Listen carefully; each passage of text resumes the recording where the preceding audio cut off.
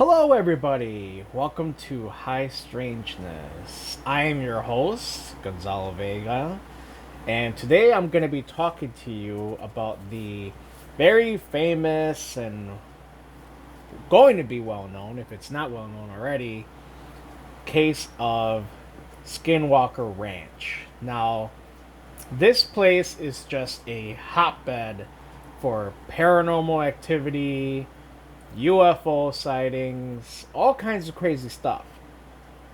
So it was known as the Sherman Ranch when the Sherman family bought the property, and then it became known as Skinwalker Ranch, which is what it's known for now, and it's trademarked. So the reason why it's called Skinwalker Ranch is because the land is supposedly cursed by the Navajo tribe, which has these vengeful shamans that can turn into wolf-like creatures, mostly wolf-like creatures. They say bears and other things, but I think it's mostly wolves. But anyways, so what happens is the Sherman family buys the property, right? And they're very excited about it because they want to go out there, and there's lots of acres, and they're going to bring their cattle, and they're going to do everything that they wanted to do, and they're so excited about it. So excited. Now they're excited. I wouldn't say they're excited after, but they were excited at first. So a lot of weird things start happening right away. Like when they first start checking out the property, they're going through like what they call like the homestead areas, right? So where like the houses are and stuff. And like the property was seemed like it was just kind of abandoned. So it's a little odd, but whatever. It was they got it for a really good price, and they're gonna check it out. And it is they're just so excited about it. They don't care, and they kind of like overlook a couple things, like why is the property so run down. In one of the homestead areas, like the houses, there's like locks all over the place. Not just like locks like like the front door or back door, like locks like between the rooms, like where the rooms intersect and the doors. There's locks everywhere, and the windows. That's a little weird. And so whatever, they just thought like the family was kind of paranoid or whatnot. But again, they're just super excited about it. So at first, they're moving in. They're taking this, stuff out and getting ready to move in, and they just start having experiences right away. Which again, these are things that are just not easily explained, and which definitely fit the category of what we call high strangeness, or you want to call it paranormal or whatever. So when they first move in, they're getting stuff out, they're moving in, and they see in the distance a wolf. And, it's just like trotting around, walking around, and whatever, and they're just like, it's a wolf, like this is there's ridges and plains, and they're ranchers, so they're like, there's a wolf over there, whatever. And as they're still, getting stuff out and moving in, they kind of just keep looking at the wolf, right? And it's just going around and getting closer, right? It's like in the distance, it looked like, like let's say, like a football field, right? And as it starts getting closer, they notice like where the fence is, right? So there's like a fence in that area, and from like post to post, they can kind of now gauge how big this wolf is, and it is not a natural size for a wolf. I mean, they can see that this is a big wolf, so they're just like, now they just kind of like stop what they're doing, and now they're like transfixed on like, whoa, like what's up with this big wolf, right? And it starts getting closer to them, and it just goes right up to them, and they just don't get the feeling like it's trying to hurt them or anything. They just feel like it's kind of like feeding its curiosity, checking them out, kind of thing. Because again, if you know about wolves, um, they have certain movements that are in their natural instinct. So what they do is they pace a lot, right? So they'll keep looking forward in one direction, but then they'll go like this, right? So they're like, but they're still looking forward at you. So that's what the wolf is doing. It's kind of checking them out, what the situation is, who are you people, and then it goes up to them and it just acts like a dog kind of thing. It's like domesticated, and they're like, okay, and goes up to them, and the dad, he actually is able to pet the wolf, and the wolf is just like, okay, cool, nice, and then it just goes off, and they're just like, okay, but then it ends up attacking one of their calves, because close by there's they have some cattle and some calves, and one of the calves is sticking its head out of like where the railings are, just kind of like checking out the wolf too, like, what is this thing? And so the wolf like grabs onto the calf, like, and is trying to yank it out and take it off, take off with it. And at this point, the family is kind of like, whoa, and they're kind of like out of that state of whatever they were in, like, and they go and try to save the calf, and then they start trying to get this wolf off of it, and eventually, and the wolf is not trying to harm them or anything. I think eventually, like, the wolf just kind of like, whatever, they got bored, or like, maybe this is too much trouble for me, and then just leaves again. And so now, like, the farmer and his son, they go out, and they go after this wolf because it attacked one of their calves, and it's kind of like their property, and their livelihood is the cattle and stuff, and they go after it, and then it just disappears. And so this is just like one of the weird things that happens, like a lot of times. And then the other incidents, like, they have some paranormal stuff going on in the house where things are being misplaced and moved around, and dishes are like, on the countertop on the table, and then they're in the cabinet, and and the wife is thinking like, am I losing my mind, or what's going on? Lots of weird stuff. And they see a lot of like orbs in the distance, where like, like you see like trees, and all of a sudden they see like blue orbs, kind of just floating around. And then as they like notice them, all of a sudden they just shoot off like super fast and just disappear. Really strange stuff. And then at night, they would see strange figures. And they could only be described as like tall, kind of lanky, human being-ish kind of looking creatures. Again, this is high strangeness, so like you can't even describe what it is. But so they're in their house, and now they actually know what the locks are, or why there's so many locks in the house. And it's because whoever lived there before had encountered these things, and what these things were doing was going up to the house and just peeking in through the windows. But they're described as they couldn't really see a face, but they could see that something was looking in.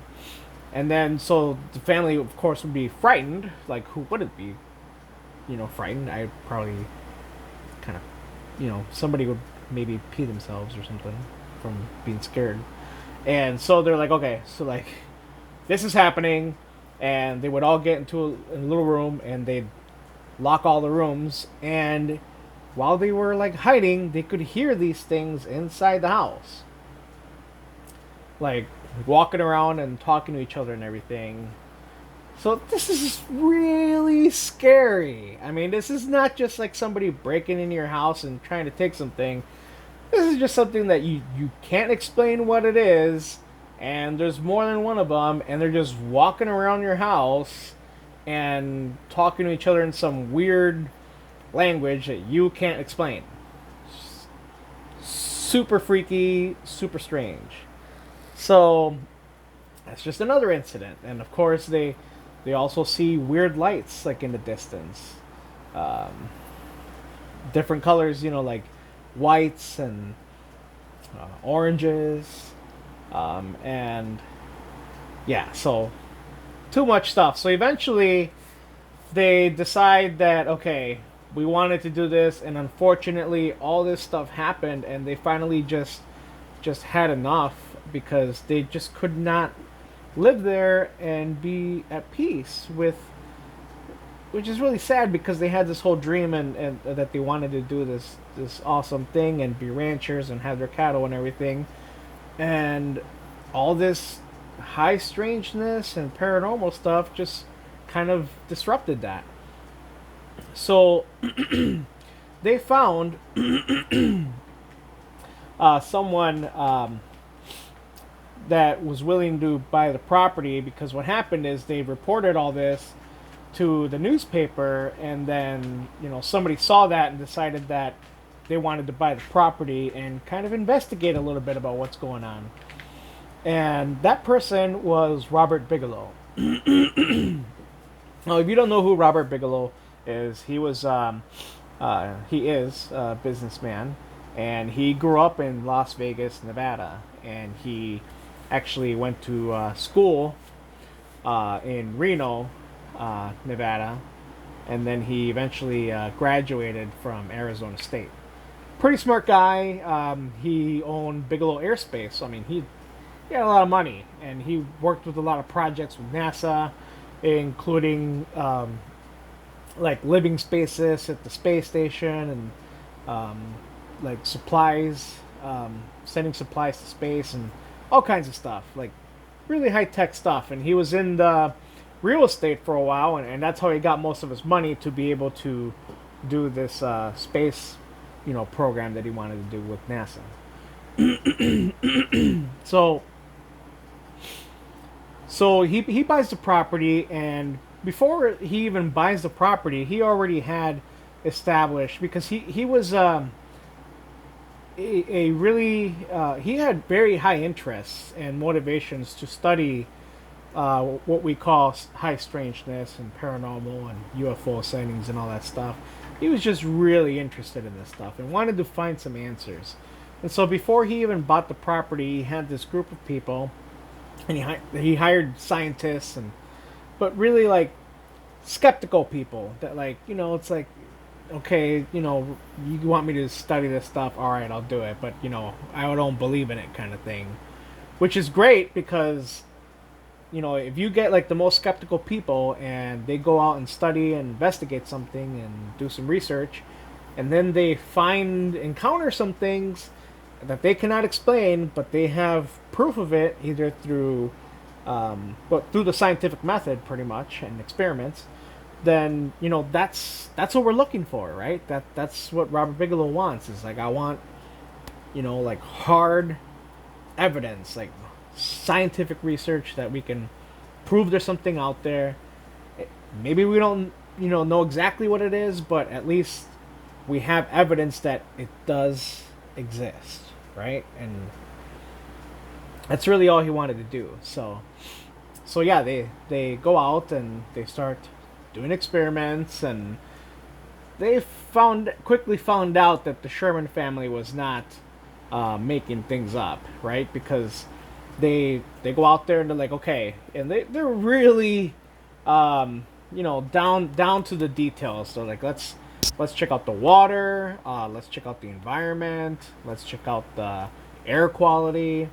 Is it water? Is it maybe something that these people were drinking that was causing them to have maybe hallucinations or something, or maybe affecting their mental health and physical health? Is there plant life in the area, like, that could have like spores or something that could cause hallucinations, or different like toxicity that could cause um, hallucinations and things like that. And the air quality, is the air quality okay? Could that maybe be a factor into it? Then they also did like um, polygraph tests and psychological tests in the family, and through all that, the environmental factors, they couldn't find anything really. Everything was fine. And with talking with the family and doing the psychological analysis, they were okay, and they were telling the truth. I mean, whatever happens, they in their minds and in their hearts, they're telling them this is what happened, and they truly believe it. So whether they're skeptical or not, they're not making it up. They're not lying. So they get past that and like, okay. So now they start doing some research, and very quickly they come across some pretty strange things. So like they obviously see UFO sightings where they can't really explain what it is, but they see lights in the sky, and at times like several lights. They see lights like off of this ridge. So like there's the homestead area, and then down a ways there's like this ridge. They call it the mesa or something, and the ridge has a way of like kind of glimmering at times, like shining like different colors. And then at some point they also see these beings throughout the property, and a lot of times when they were going out and they spread out throughout the property and do observations, they would have this like deep feeling that they were being watched, right? So that's going on. And during one of these observations, um, one of the scientists, is looking in the distance, and all of a sudden there appears this like orange, like glowing sphere looking thing. And so he sees it, and then he radios to the other guys like, hey, do you guys, are my eyes just playing with me, or what is this? Do you guys see that? And like, yeah, we see it too. So they all kind of like, are watching this thing, and by looking at it closer, they could even, one of them even says that he could see like through it, like it was like a window or like a portal into somewhere else, because he could see like sky and clouds and a landscape through it.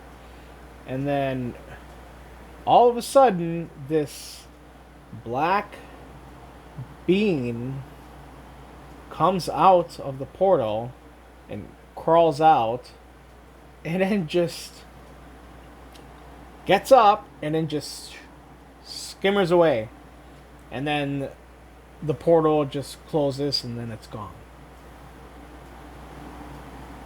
Just pretty crazy. And so there's just like many of these occasions happening in this area, and it's just not easily explained. Like I said, I mean, that's pretty crazy. I mean, seeing like a portal, is it another dimension? Is it another world? I don't know. Nobody knows. And that's why, the government even started looking into this too.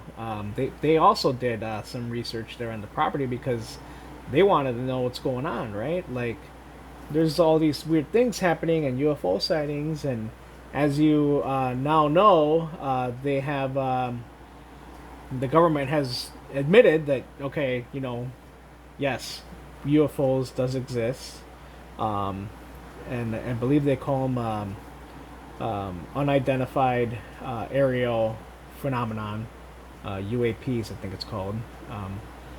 After you watch this, if you know the exact name of it, you can put it in the comments.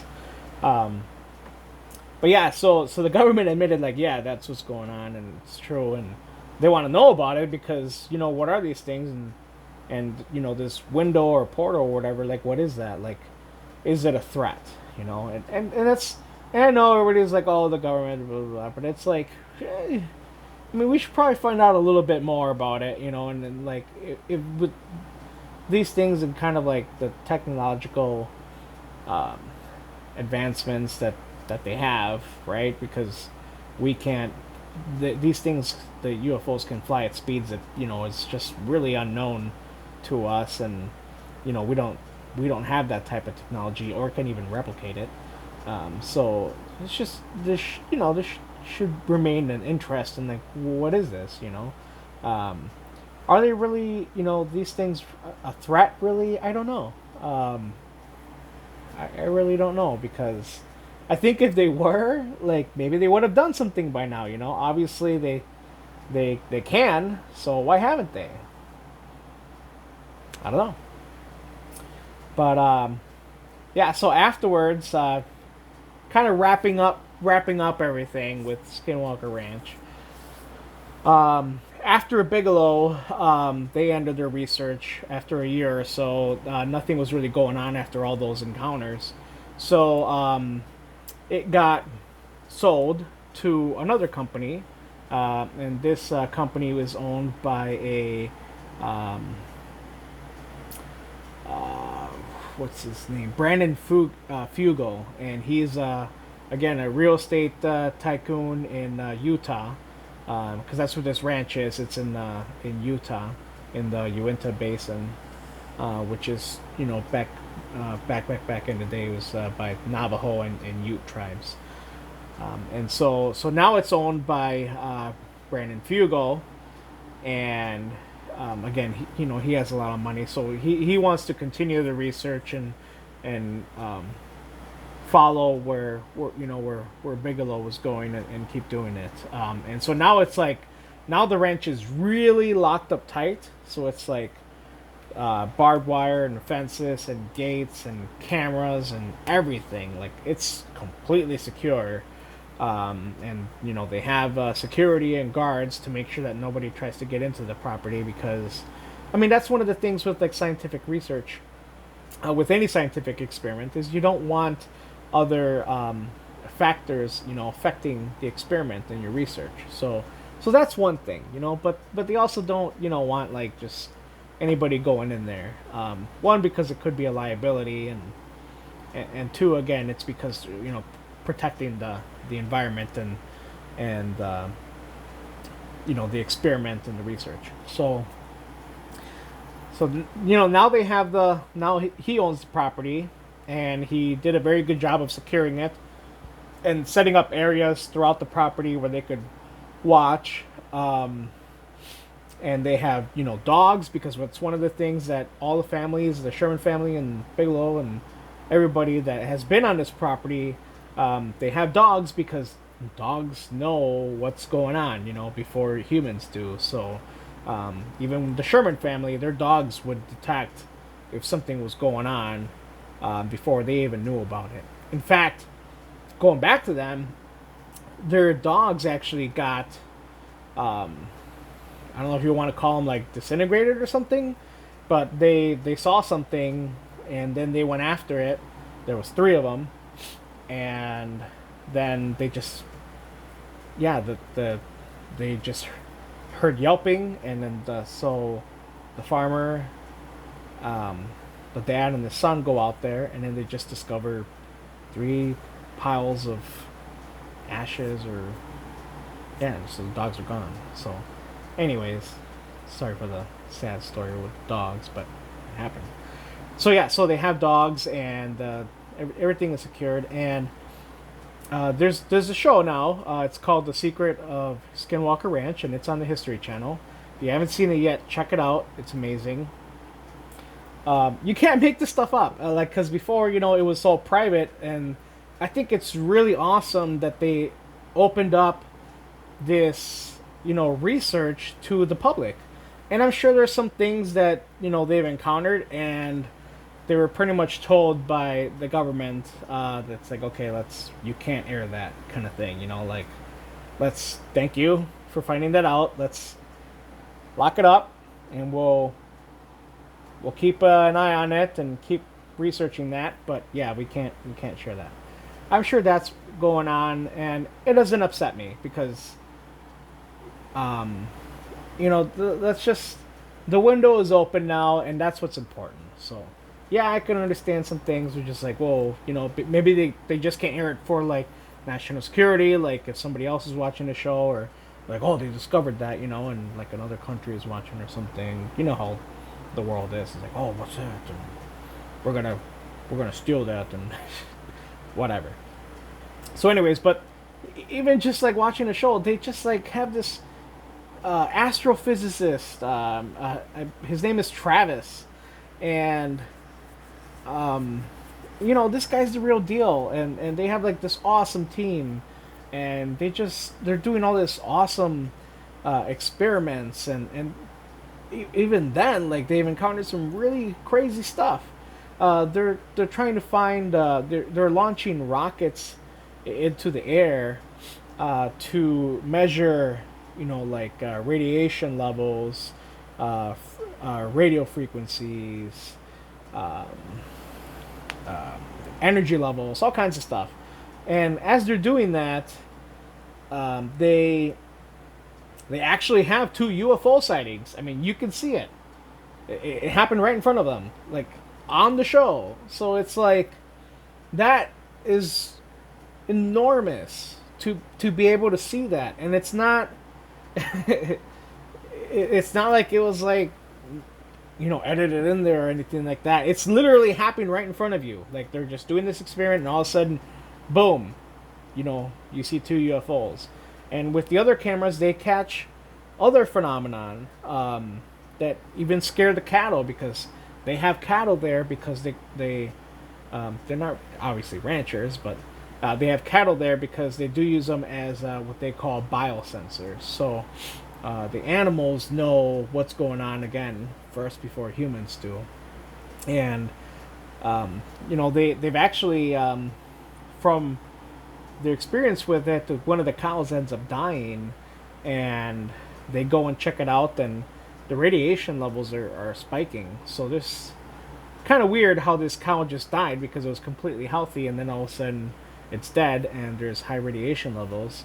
And then after reviewing some of the footage of the security camera, they discover that right above, like the other cows just ran away, and this one cow just for some reason got stuck there. And above the cow, along the tree line, there's actually a UFO there that they catch on the camera. And that's what must have scared the cow, because they had a veterinarian come out, and he kind of opened up the cow just to check it out and find out what happened. And he just says that the cow pretty much got stressed or scared about something, and it caused pneumonia in the cow, and so the cow ended up dying because of that. So they think that they actually, by going to investigate what happened right away, that they actually prevented a cattle mutilation, which is a cow mutilation, which is very common in that area that the Sherman family used to have, where just like these cows end up dying, and they have surgical like pieces of them missing, and you can just tell that they were surgically removed because they're so precise, and there's like no blood anywhere, and they have like this very specific way of being, like they're they're usually facing up, and they usually have like their mouths like surgically operated on, and they're usually missing an ear, something like that, and some organs. Really weird stuff. But again, so yeah, that's what's going on. And if you haven't seen the Secret of Skinwalker Ranch on the History Channel, I highly recommend you watch it. There's 2 seasons. I watched the first season. I was immediately hooked, and I mean, this stuff is just really amazing. And I'm so happy that and thankful that these guys are spending a lot of money doing this research because it's very important, and especially now since there's basically not frowned upon and not condemning people that have had these experiences and about with UFOs and paranormal, and just confirming like yes, these things happen, and yeah, maybe we should look into them, and so that's, I think this is, right now we're in this middle of this huge like revolution, or renaissance, if you will, of like just being the truth is out there kind of thing. So anyways, thank you for listening.